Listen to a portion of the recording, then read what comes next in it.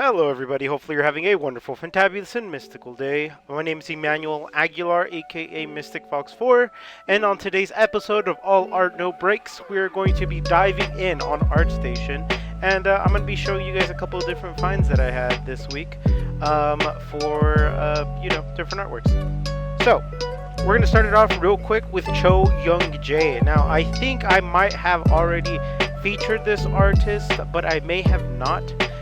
In the case that I haven't, I'm going to feature this piece in particular. Now, in the other episode, I was talking about shapes and stuff and how I kind of wanted to like improve that on my work. So in this episode, I wanted to talk a little bit about draftsmanship. Now, I do remember I spoke a little bit about, I believe, Yu and his line work. And now I said a little bit of things about draftsmanship and things like that. To those of you who are not familiar with draftsmanship is really simple. It essentially boils down to being able to draw straight lines and curved lines, and how you're going to use that to make a form. So this could be simple, and it could be like a rounded shape. You just draw a circle, or if it's a rounded corner, but there's something else behind it, you have to increase the line weight, which is like making it darker. So you can think of it like having three different tiers of like line darkness. In this piece in particular on Cho Young's, you can see here on this edge, it's really dark. This would be like a 3, whereas lines inside would be like a 1, right? And you can play with it here and there. Like he obviously doesn't follow it all the time, but you kind of have to use that as like a good starting point to be able to distinguish shapes and also know what's coming closer and going away from you, kind of thing. But without further ado, let's get started. So Cho Youngjae, I really like the work that he has here. The sketch of this character is really interesting. I do like how he utilizes a lot of this waist area, but then most of it is like up here. He does have a little bits of detail here, but I wonder, does he follow Dior? It's kind of really detail oriented character. It's more of like the I like to call them like Chinese type artworks, but actually it doesn't even push it that far. Basically artwork that has a lot of detail in it. I think it's really interesting, but sometimes gets a little bit overbearing. I like this piece overall. I think that it does a lot of really good things with its draftsmanship and how this person made the gun, and how they made all of the line work inside of the actual character. It's not too dark.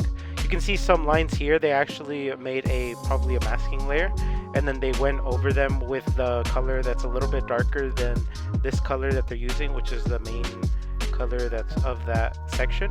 I did really like that, and I just really like the design overall. Like, some of this stuff is very reminiscent of like some games that I've played in the past, whether or not it was like a shooter or a MMO or things like that.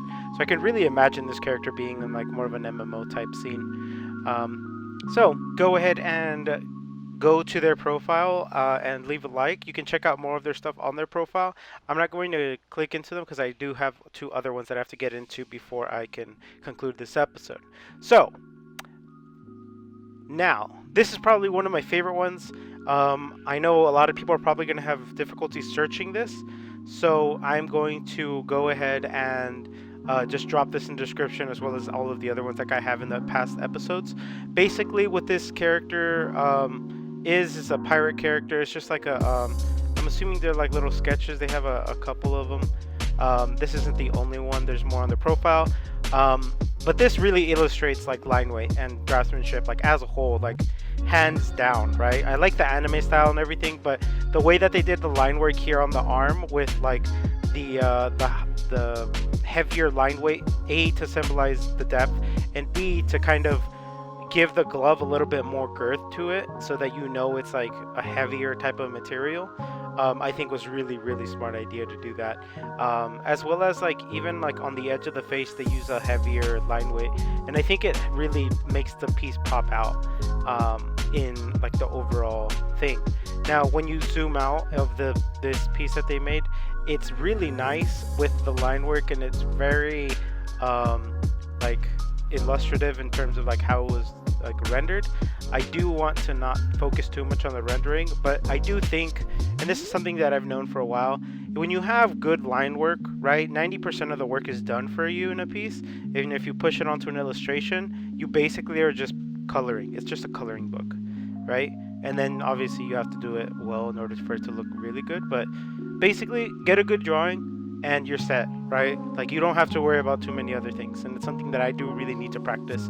So if you guys like this artist, you can click the link down in the description below. Their name is red_name. Now I will give you guys a pre-warning about this artist. They do have some partial nudity things in there, and they may have some NSFW stuff, so if you're not fond of that and you just want to, like, you know, avert it, just don't go to this profile. But they do have a lot of things that, you know, although they may be a little bit NSFW, they are very well done. I do think that even if it is a little bit, you know, NSFW, I think the appreciation for the work itself should be noted. So my hat tips down to you, Red Name. I actually follow these people on my account, I promise. I'm just not logged in at the moment. Now, next artist. Now, this one I'm going to talk a little bit about. I know I didn't put too much of their artwork in the thumbnail, but it's because there's so much stuff that's compacted into these characters in the draftsmanship and how they were executed. Now, they have a couple different versions here that I'll show of this. They have zoom-ins and stuff, but what I really want to get into the meetup of is how they actually transitioned from their line work to their rendering, right? Like with the values. So like, I'm really digging how they did the line work, right? But as you can see, how I said earlier, when you have like a really good standing with the draftsmanship of the actual line work, when you add values and color, everything just makes sense and it pops really well. So like, this is a prime example of that, right? So you have your characters and they're like with the line work and everything, and then he puts in flats of certain values, and then he does a couple little gradients here and there, like on the arm here, a little bit on the thigh of this woman, and then on the abs of this man and his arms and stuff. You know, all of them have a little bit of rendering to them, but nothing too crazy, which gives me a very strong read, and it also gives you a really good idea of like how drawing works, right? And it's something that I've been kind of putting aside for a second because I've been focusing a little bit more on illustration, like the rendering side of stuff. But like, guys, when I tell you, right, like things that I'm picking up recently may not apply to you, so you can take this part that I say with a grain of salt. Now, I know, you know, I don't want there to be any confusion upon like what this goal of these videos are. So just a forewarning, this is for my purpose and what I need to do to make my work better, not as in a critique for this artist.